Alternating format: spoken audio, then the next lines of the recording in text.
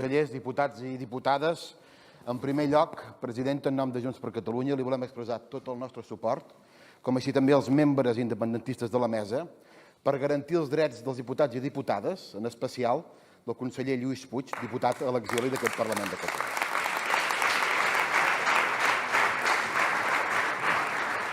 President, ja coneixem la proposta de pressupostos generals de l'Estat que vol aprovar el Govern.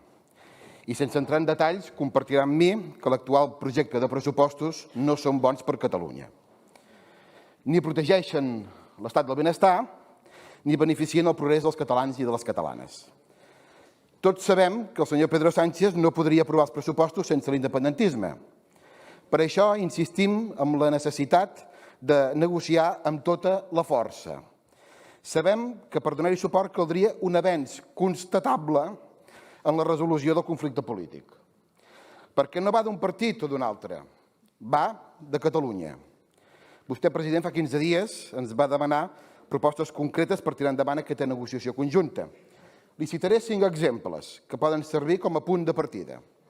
Primer, l'Estat ha de mantenir els fons extraordinaris per la Covid. Per enfortir el sistema de salut necessitem recursos. No hi ha marge. Ens hi juguem la salut dels catalans i de les catalanes. Segon, la cogestió dels fons europeus. Catalunya hem de poder decidir sobre inversions cabdals pel país.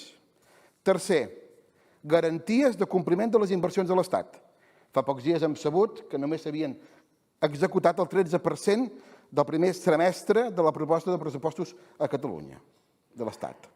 Quart, defensa del català en el sector de l'audiovisual, que també passa per una llei pròpia al Parlament de Catalunya. I cinquè, el traspàs de Rodalies, com abans ja ha expressat el vicepresident Puigneró.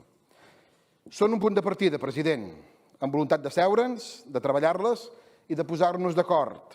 Estem convençuts que és possible i en aquest sentit voldríem saber la seva opinió al respecte. Moltes gràcies.